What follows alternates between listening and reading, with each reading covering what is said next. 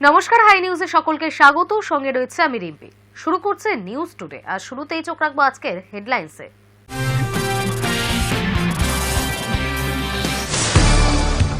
বড়দিনের পরে বর্ষবরণের রাতেও কলম ধরলেন মুখ্যমন্ত্রী মমতা বন্দ্যোপাধ্যায়। গান লিখলেন তিনি, আর নিজের লেখা গানই সোশ্যাল মিডিয়ায় শেয়ার করলেন মুখ্যমন্ত্রী। রাজ্যের প্রথম মহিলা মুখ্য সচিব হলেন নন্দিনী চক্রবর্তী। তবে অবসরপ্রাপ্ত মুখ্য সচিব মনোজ পন্তকেও বড় পদে আনল সরকার। বছরের শুরুতেই দুঃসংবাদ, এক ধাক্কায় অনেকটা বাড়ল গ্যাসের দাম। বৃহস্পতিবার থেকে 19 কেজি সিলিন্ডারের গ্যাসের দাম 111 টাকা। ফলে চাপ বাড়ল রেস্তোরাঁ এবং গাড়ির মালিকদের। বছরের শুরুতে বিরাট অর্জন, চীনকে পিছনে ফেলে বিশ্বের সর্বাধিক চাল উৎপাদনকারী দেশ হিসেবে শীর্ষে উঠে এল ভারত।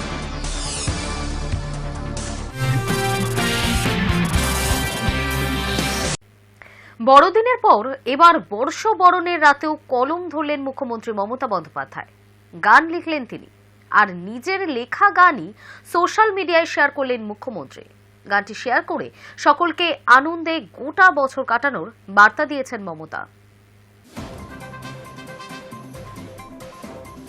বড়দিনের পর এবার বর্ষবরণের রাতেও কলম ধরলেন মুখ্যমন্ত্রী মমতা বন্দ্যোপাধ্যায়। গান লিখলেন তিনি, আর নিজের লেখা গানে সোশ্যাল মিডিয়ায় শেয়ার করলেন মুখ্যমন্ত্রী।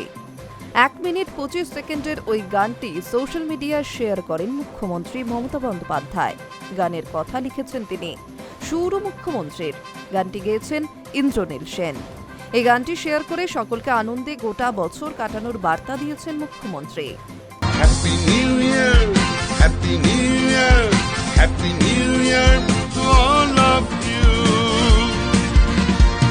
এই গানটির দৃশ্যায়নে কলকাতা থেকে উত্তরবঙ্গের টুকরো ঝলক দেখা গিয়েছে। দুর্গাপুজোর কার্নিভাল থেকে নানা অনুষ্ঠানের ঝলক রয়েছে। কচি কাচাদের মমতা মেতে ওঠার ছবিও দেখা গিয়েছে মিউজিক ভিডিওতে। উল্লেখ্য, রাজ্যের প্রশাসনিক প্রধান ছাড়াও ব্যক্তি মমতা বন্দ্যোপাধ্যায় বহুমুখী প্রতিভার অধিকারী। বিশেষত তার সৃজনশীলতা চমকে দেওয়ার মতো। কবিতা, প্রবন্ধ লেখা, গান লেখা, সুর করা, ছবি আঁকার মতো কাজ তিনি সারা বছরই করেন। দুর্গাপুজোর সময়ও একাধিক উদ্যোক্তার অনুরোধে পুজোর গান লিখেছিলেন মুখ্যমন্ত্রী। এবার কালী পুজোতেও একটি গান প্রকাশ পেয়েছিল। ভাতৃদ্বিতীয়ার শুভেচ্ছাও জানিয়েছিলেন নিজের লেখা গানে।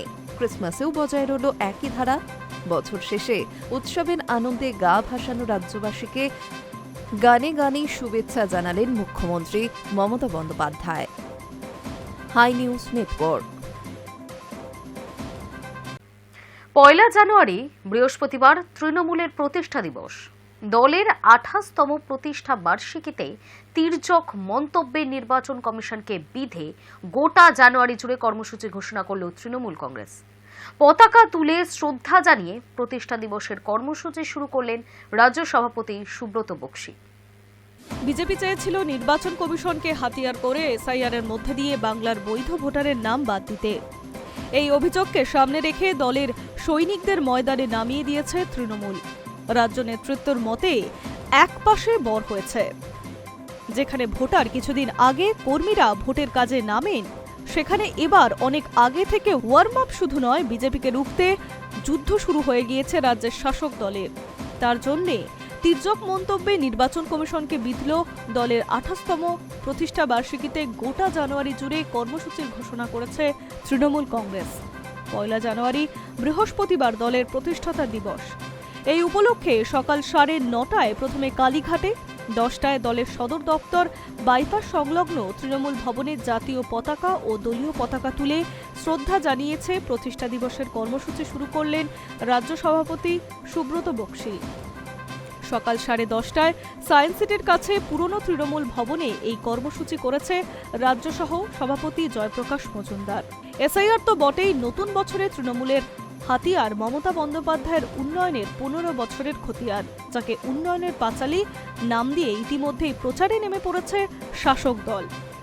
জানুয়ারির মাসব্যাপী ব্লক ও অঞ্চল স্তরে চলবে এই নিয়ে প্রচার। এই দুটি ইস্যুতেই বিজেপির বিরুদ্ধে ভোটার মূল অস্ত্র তৃণমূলের। এছাড়া বাংলার মনীষীদের বারবার ভুল নামে ডাকা, বিকৃত উচ্চারণে সম্বোধন করা, তাঁদের বারবার অপমান করছে বিজেপি, এমনটাই দাবি করছে তৃণমূল। এর প্রতিবাদে আরও বেশি মর্যাদায় মনীষীদের জন্ম ও মৃত্যুর দিনগুলিতে তাদের সামনে দিয়ে পালন করার নির্দেশ দিয়েছে রাজ্য সভাপতি সুব্রত বক্সী। এসআইআর নিয়ে বিজেপিকে বিধে দলের এক রাজ্য নেতার বক্তব্য, এসআইআর কার্যক্রমের মধ্যে দিয়ে বিজেপি নির্বাচন কমিশনকে নামিয়েছিল বাংলার বৈধ ভোটারদের নাম কাটাতে। বাংলার ভোটারদের মধ্যে তারা রোহিঙ্গা আর বাংলাদেশি খুঁজতে নেমেছিল। তাতে তারাই মুখ থুবড়ে পড়েছে। উল্টে পরোক্ষভাবে হলেও তৃণমূল কংগ্রেসকে সাহায্য করেছে, তাদের কর্মীদের এক জায়গায় এনে মাঠে ময়দানে নামিয়ে দিয়েছে নির্বাচনের আগেই। এসআইআর নিয়ে প্রতিবাদ কর্মসূচির পাশাপাশি গান্ধীজি, নেতাজি, বিবেকানন্দ, বি.আর. আম্বেদকর সহ বাংলা ও দেশের মনীষীদের সম্মান জানানোর কথা হয়েছে। এই সঙ্গে উন্নয়নের পাঁচালীর বিপুল প্রচার চলবে। এরপর 12ই জানুয়ারি বিবেকানন্দের জন্মদিন, 23শে জানুয়ারি নেতাজির জন্মদিন, ব্লকে, ওয়ার্ডে, অঞ্চলে সর্বত্র সুভাষ উৎসব পালন করা হবে। এছাড়া 26শে জানুয়ারি সাধারণতন্ত্র দিবস পালনের সঙ্গে সঙ্গে 30শে জানুয়ারি গান্ধীজির প্রয়াণ দিবসকে শহীদ দিবস হিসেবে যথাযোগ্য মর্যাদা দিয়ে স্মরণ করা হবে তৃণমূলের তরফে। High news network.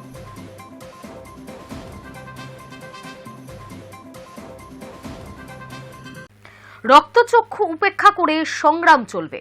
তৃণমূলের প্রতিষ্ঠা দিবসে দলীয় নেতাকর্মীদের শুভেচ্ছা জানিয়ে লড়াকু বার্তা দলনেত্রীর। বৃহস্পতিবার এক্স হ্যান্ডেলে পোস্টের শুরুতেই দলের প্রতিটি কর্মীকে শুভেচ্ছা জানিয়েছেন তিনি। ধমক দিয়ে কোনো লাভ হবে না, সেই হুঁশিয়ারি বারবার দিয়েছেন মুখ্যমন্ত্রী। তৃণমূলের প্রতিষ্ঠা দিবসে দলীয় নেতাকর্মীদের শুভেচ্ছা জানিয়েই সেই রকমই লড়াকু বার্তা দলনেত্রীর। রক্তচক্ষু উপেক্ষা করেই সংগ্রাম আজীবন চলবে বলেই তিনি এক্স হ্যান্ডেলে পোস্টে উল্লেখ করেছেন। বৃহস্পতিবারের এক্স হ্যান্ডেলে পোস্টের শুরুতেই দলের প্রতিটি কর্মীকে শুভেচ্ছা জানিয়েছেন তিনি। পুরনো দিনের কথা উল্লেখ করে আবেগপ্রবণ মুখ্যমন্ত্রী লেখেন, মা মাটি মানুষ সেবার লক্ষ্যে 1998 সালে আজকের দিনে তৃণমূল কংগ্রেসের পথ চলা শুরু করেছিল। এই ঐতিহাসিক যাত্রাপথের মূল দিশারি দেশ মাতৃকার সম্মান, বাংলার উন্নয়ন এবং মানুষের গণতান্ত্রিক অধিকার রক্ষা। আজ আমাদের দলের প্রতিটি কর্মী সমর্থক এই লক্ষ্যে অবিচল এবং অঙ্গীকারবদ্ধ। তাদের নির্লস প্রচেষ্টা ও আত্মত্যাগকে আমি বিনম্র চিত্তে সম্মান ও শ্রদ্ধা জানাই। অপশক্তি, রক্তচক্ষুকে উৎখাতের ডাক দিয়ে লড়াকু মুখ্যমন্ত্রীর বার্তা, আপনাদের অকুণ্ঠ সমর্থনকে পাথেয় করেই বৃহৎ গণতান্ত্রিক দেশের প্রত্যেকটি মানুষের জন্য লড়াইয়ে অবিচল আমরা। কোনো রকমের অপশক্তির কাছে মাথা নত নয়। সকল রক্তচক্ষুকে উপেক্ষা করেই সাধারণ মানুষের জন্য আমাদের সংগ্রাম আজীবন চলবে। High news network. রাজ্যের প্রথম মহিলা মুখ্য সচিব হলেন নন্দিনী চক্রবর্তী। রাজ্যপালের প্রেস সচিব থাকাকালীন বিতর্কে জড়িয়েছিলেন নন্দিনী চক্রবর্তী। তবে অবসরপ্রাপ্ত মুখ্য সচিব মনোজ পান্তকেও বড় পদে আনল সরকার।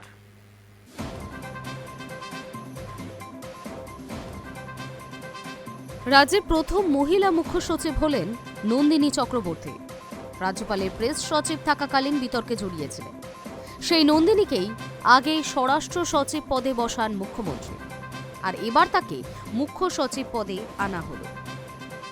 নন্দিনী রাজ্যের প্রথম মহিলা মুখ্য সচিব। তবে অবসরপ্রাপ্ত মুখ্য সচিব মনোজ পান্তকেও বড় পদে আনল সরকার। এতদিন পর্যন্ত রাজ্যের মুখ্য সচিবের দায়িত্ব সামলাচ্ছিলেন মনোজ পান্ত। 31শে ডিসেম্বর অর্থাৎ বুধবারই মেয়াদ শেষ হয় তার। এমনিও তিনি 6 মাসের এক্সটেনশনে ছিলেন। এর আগে 30শে জুন পর্যন্ত তার পদে থাকার কথা ছিল। সেবার রাজ্য সরকারের চাওয়া এক্সটেনশনের অনুরোধে সায় দিয়েছিল কেন্দ্র। মুখ্য সচিব হিসেবে মেয়াদ শেষ হলেও প্রশাসনের সঙ্গে সম্পর্ক ছিন্ন হচ্ছে না মনোজ পান্তের। তিনি এবার কাজ করবেন মুখ্যমন্ত্রীর প্রধান সচিব হিসাবে। মুখ্য সচিবের সমপদমর্যাদাতেই কাজ করার সুযোগ পাচ্ছেন তিনি। তার বদলে মুখ্য সচিব পদে এলেন এতদিন স্বরাষ্ট্র সচিব পদে থাকা নন্দিনী চক্রবর্তী। বরুণ রায়, অত্রে ভট্টাচার্য এবং প্রভাত মিশ্রের মতো আমলারাও মুখ্য সচিব হওয়ার দৌড়ে ছিলেন। শেষ পর্যন্ত নন্দিনীর নামেই শিলমোহর পড়েছে। রাজ্যের প্রথম মহিলা মুখ্য সচিব হিসেবে কাজ করবেন মহিলা মুখ্যমন্ত্রীর অধীনে। সেদিক থেকে দেখতে গেলে রাজ্য প্রশাসনের মাথায় এবার 2 মহিলা। 1994 এর ব্যাচের IAS নন্দিনী চক্রবর্তী, রাজ্যের একাধিক গুরুত্বপূর্ণ প্রশাসনিক পদের দায়িত্ব সামলেছেন তিনি। একাধিক বিতর্কেও জড়িয়েছেন। সাম্প্রতিক অতীতে রাজ্যপালের প্রধান সচিব ছিলেন তিনি। রাজ্যপালের প্রধান সচিবের পদ থেকে নন্দিনী চক্রবর্তীকে সরানো নিয়ে বেশ চাপানোতর পরিস্থিতি তৈরি হয়েছিল রাজভবন ও নবান্নের মধ্যে। রাজভবন তাকে রিলিজ করার কথা নবান্নকে জানালেও নবান্নের নির্দেশ ছিল রাজভবনে কাজ করুন নন্দিনী। পরে রাজ্যপালের সঙ্গে আলাদা করে এই বিষয়ে কথা বলেন মুখ্যমন্ত্রী। তারপরই নন্দিনী চক্রবর্তীকে সরানোর সিদ্ধান্ত নেয় নবান্ন। দেওয়া হয় পর্যটন দপ্তরের দায়িত্ব। পর্যটন দপ্তর থেকে 2023 সালের ডিসেম্বরে তিনি স্বরাষ্ট্র দপ্তরের দায়িত্ব পান। এবার তিনি কাজ করবেন মুখ্য সচিব হিসেবে। তার জায়গায় স্বরাষ্ট্র সচিব হচ্ছেন জগদীশ প্রসাদ মিনা। বরুণ রায়কে দেওয়া হয়েছে পর্যটন দপ্তরের দায়িত্ব। High news network. এসআইআর এর শুনানিতে ওবিসি সার্টিফিকেট সংক্রান্ত একটি গুরুত্বপূর্ণ নির্দেশ জারি করল নির্বাচন কমিশন। কমিশনের স্পষ্ট নির্দেশ, কলকাতা হাইকোর্টের আদেশে বাতিল হওয়া কোনো ওবিসি সার্টিফিকেট এসআইআর এর কাজে ব্যবহার করা যাবে না। এসআইআর এর প্রথম ধাপ শেষ হওয়ার পর রাজ্যে বাদ পড়েছে প্রায় 58 লক্ষ ভোটারের নাম। এই তালিকায় সংশোধনের প্রক্রিয়ায় ইতিমধ্যেই শুরু হয়েছে শুনানি। লক্ষ লক্ষ ভোটারকে নথিপত্র সহ শুনানিতে হাজির হতে হচ্ছে এবং নানা প্রশ্নের মুখোমুখি হতে হচ্ছে তাদের। এই তালিকায় যেমন সাধারণ মানুষ রয়েছে, তেমনি রাজ্যের বহু নেতা মন্ত্রী, প্রাক্তন মন্ত্রী এবং তাদের পরিবারের সদস্যদের নামও রয়েছে। এই পরিস্থিতির মধ্যেই ওবিসি সার্টিফিকেট সংক্রান্ত একটি গুরুত্বপূর্ণ নির্দেশ জারি করল নির্বাচন কমিশন। কমিশনের স্পষ্ট নির্দেশ, কলকাতা হাইকোর্টের আদেশে বাতিল হওয়া কোনো ওবিসি সার্টিফিকেট এসআইআর এর কাজে ব্যবহার করা যাবে না। বুধবার এই নির্দেশিকা জারি করল কমিশন। 2010 সালের পর থেকে 2024 সালের মে মাস পর্যন্ত যেসব ওবিসি সার্টিফিকেট দেওয়া হয়েছিল এবং যেগুলিকে হাইকোর্টের নির্দেশে বাতিল হয়েছে, সেগুলো কোনোভাবেই এসআইআর প্রক্রিয়ায় গ্রহণযোগ্য হবে না। এই বিষয়ে জেলা শাসক তথা জেলা নির্বাচন আধিকারিকদের প্রয়োজনীয়তা নির্দেশ পাঠিয়েছে নির্বাচন কমিশন। কমিশনের তরফে স্পষ্ট জানানো হয়েছে যাতে কেউ বাতিল ওবিসি সার্টিফিকেট ব্যবহার করতে না পারে, সেই বিষয়টিকে জেলা স্তরে নিশ্চিত করতে হবে। উল্লেখ্য, 2024 সালে কলকাতা হাইকোর্টের নির্দেশে 2010 সালের পরে তৈরি হওয়া সমস্ত ওবিসির তালিকা বাতিল হয়ে যায়। এর ফলে প্রায় 12 লক্ষ ওবিসির সার্টিফিকেট বাতিল হয়। তবে আদালতের নির্দেশ অনুযায়ী 2010 সালের আগে ঘোষিত ওবিসি শ্রেণীভুক্ত ব্যক্তিদের শংসাপত্র বৈধ বলেই গণ্য করা হয়েছে। কলকাতা হাইকোর্টের বিচারপতি তপব্রত চক্রবর্তী এবং বিচারপতি রাজশেখর মান্থার ডিভিশন বেঞ্চ এই সংক্রান্ত নির্দেশ দিয়েছে। High news network.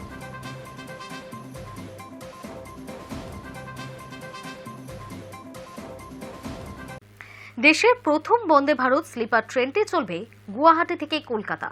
বছরের প্রথম দিন সাংবাদিক সম্মেলন করেই খবর দিয়েছেন খোদ রেলমন্ত্রী অশ্বিনী বৈষ্ণব। চলতি মাসেই এই পরিষেবা চালু হয়ে যাবে বলেই জানিয়েছেন তিনি। নতুন বছরে নতুন উপহার পেতে চলেছে পশ্চিমবঙ্গ, আর সেই উপহার আসছে ভারতীয় রেলের তরফ থেকে। হাওড়া আর গুয়াহাটির মধ্যে চালু হচ্ছে দেশের প্রথম বন্দে ভারত স্লিপার। এই সুপারফাস্ট ট্রেনের সন্ধ্যার সময় কলকাতা থেকে রওনা হয়ে পরদিন ভোরে পৌঁছে যাবে গুয়াহাটি। पहली जर्नी जैसा कोलकाता से गुवाहाटी के बीच में चलाएंगे और करीब करीब बहुत लंबा गुवाहाटी से लेके बोंगाईगांव, जलपाईगुड़ी, कूच बिहार, कंप्लीट बंगाल को कवर करते हुए मालदा होते हुए हावड़ा तक, कोलकाता तक ये ट्रैक रहेगा। वंदे भारत स्लीपर में बहुत सोच समझ के टाइम टेबलिंग की जाएगी। टाइम टेबलिंग इस तरह से करेंगे कि शाम को ओरिजिन से निकले और अर्ली मॉर्निंग पहुंच जाए डेस्टिनेशन पे। शाम को अपना ऑफिस का काम, बिजनेस का काम कंप्लीट करके निकले ओरिजिन से और डेस्टिनेशन पे पहुंच जाए अर्ली मॉर्निंग। কেন্দ্রীয় রেলমন্ত্রীর দাবি, এই ট্রেনের ভাড়া রাখা হচ্ছে আম জনতার আওতার মধ্যে। गुवाहाटी हावड़ा का माने गुवाहाटी कोलकाता का जनरली एयरलाइन का फेयर होता है 6 to 8,000 रुपीस के आसपास का होता है। 6,000 to 8,000, 10,000 भी पहुंचता है। इसमें 3 AC में गुवाहाटी से हावड़ा का रहेगा 2300 रुपए। थर्ड बहुत कंफर्टेबल है, विद फूड है दोबारा कंप्लीट। बोल दीजिए सर एक बार। 2300 Howrah to Guwahati Howrah to Guwahati third AC का 2300 एक जगह जस्ट 2300 के आसपास का रहेगा प्लस माइनस। और 2 एसी का रहेगा करीब 3000 रुपीज। बहुत कंफर्टेबल है, बहुत मिडिल क्लास का ध्यान में रखते हुए किया गया है। फर्स्ट एसी का 3600। এই ট্রেনে সারা জাগিয়ে শুরু হয়েছিল পরিষেবা। এখন দেশের অনেকগুলো শহরের মধ্যেই চলছে বন্দে ভারতের chair car. Vande Bharat sleeper নিয়ে কৌতূহল ছিল বেশ কিছুদিন ধরে। বলাই বাহুল্য, প্রথম পরিষেবা কলকাতা থেকে শুরু হওয়ার খবর রাজ্যের মানুষের জন্য বড় উপহার। High news network.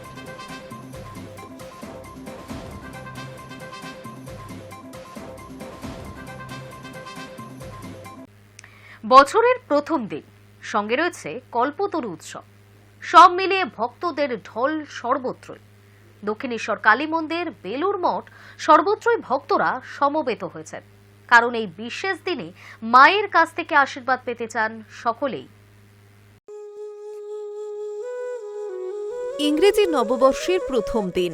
এই দিনে শ্রী শ্রী রামকৃষ্ণ পরমহংসদেব কল্পতরু হয়েছিলেন।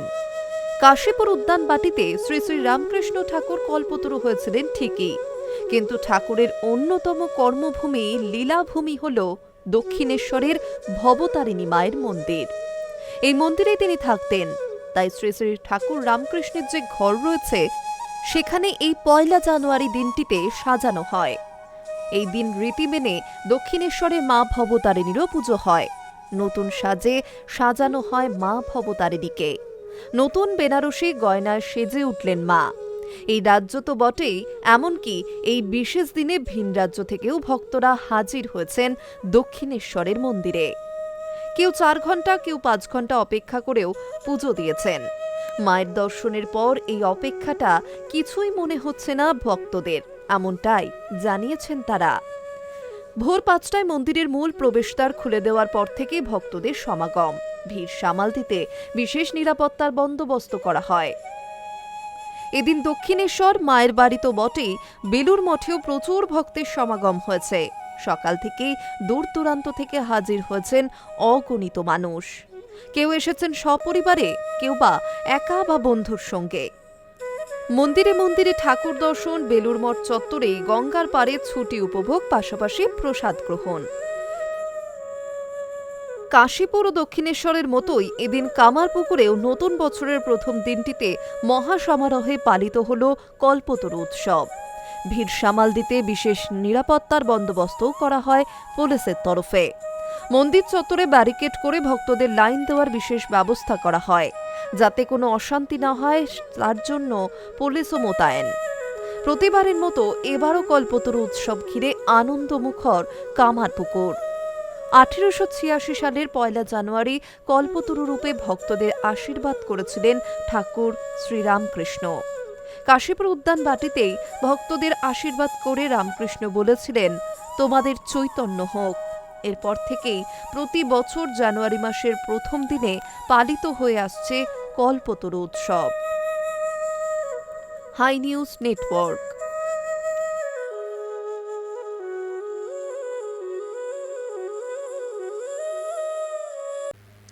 আসবো আবহাওয়ার খবরের দিকে। কলকাতায় শীতলতম বর্ষবরণ। 18 বছর পর জানুয়ারির প্রথম দিনে রেকর্ড ঠান্ডা।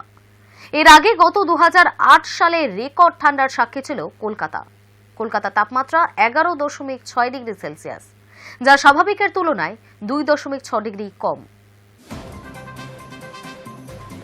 নতুন বছরের শুরুতেও হাড় কাঁপানো শীত বাংলায়। 18 বছর পর বর্ষবরণে রেকর্ড ঠান্ডা। কলকাতা তাপমাত্রা 11.6 ডিগ্রি সেলসিয়াস, যা স্বাভাবিকের তুলনায় 2.6 ডিগ্রি কম। এর আগে গত 2008 সালে কলকাতার সর্বনিম্ন তাপমাত্রা ছিল 11.4 ডিগ্রি সেলসিয়াস। চলতি মরশুমে শীত বিলাসীদের খুশি করেছে আবহাওয়া। ডিসেম্বরের শেষ কয়েকটা দিন শীতে জুবুথুবু কলকাতাবাসী। তাপমাত্রা ঘোরাফেরা করেছে 12 থেকে 13 ডিগ্রির আশপাশে। স্বাভাবিকভাবেই জেলাগুলিতে তাপমাত্রা আরও কম। বেলা বাড়লেও কুয়াশায় মুড়ে থাকছে পথঘাট, এক হাত দূরেও ঠিকমতো দেখতে পাওয়া যাচ্ছে না। বছরের শুরুতেও বজায় রইল সেই একই ধারা। এর আগে বর্ষ শেষেও শীতলতম দিনের সাক্ষী ছিল কলকাতা। বুধবার তিলোত্তমা তাপমাত্রার পারদ ছুঁয়েছিল 11.6 ডিগ্রি সেলসিয়াস। বৃহস্পতিবার ভোরেও তাপমাত্রার হেরফের হয়নি এতটুকুও, একই রকম ঠান্ডা শহরে। এদিন সকালে শহর জুড়ে কুয়াশার দাপটও লক্ষ্য করা যায়। ঘন কুয়াশায় মুখ থাকে দক্ষিণ 24 পরগনা, পূর্ব ও পশ্চিম বর্ধমান, বাঁকুড়া, পুরুলিয়া এবং ঝাড়গ্রাম। শুক্রবারও একই রকম দক্ষিণবঙ্গের জেলাগুলিতে ঘন কুয়াশা থাকার সম্ভাবনাই রয়েছে। দৃশ্যমানতা 200 মিটার পর্যন্ত নামতে পারে। উত্তরবঙ্গেও সর্বনিম্ন তাপমাত্রায় বিশেষ হেরফের নেই, তবে শুক্রবার থেকে ধীরে ধীরে সামান্য বাড়তে পারে তাপমাত্রা। বৃহস্পতিবার এবং শুক্রবার হালকা বৃষ্টিও হতে পারে। দার্জিলিং, জলপাইগুড়ি ও কালিম্পংয়ে হালকা বৃষ্টির সম্ভাবনা রয়েছে। দার্জিলিংয়ের পার্বত্য এলাকায় হতে পারে তুষারপাতও, কুয়াশার সম্ভাবনাও রয়েছে। উল্লেখ্য, উত্তর পশ্চিম ভারতে নতুন করে পশ্চিমী ঝঞ্ঝা তৈরি হয়েছে। এছাড়া কেরলের উপর রয়েছে একটি ঘূর্ণাবর্ত, আর জোড়া ফলায় উত্তরের রাজ্যগুলিতে তীব্র শীত অনুভূত হবে। আপাতত দক্ষিণবঙ্গের বেশিরভাগ জেলায় বেলা পর্যন্ত কুয়াশা থাকবে। পশ্চিমের জেলাগুলিতে তাপমাত্রা থাকবে 9 থেকে 10 ডিগ্রি, কোথাও কোথাও খানিকটা বেড়ে 12 ডিগ্রি পর্যন্ত হতে পারে। তবে উপকূলের জেলাগুলিতে 13 থেকে 16 ডিগ্রি সেন্টিগ্রেড পর্যন্ত উষ্ণতার পারদ চড়তে পারে। High news network.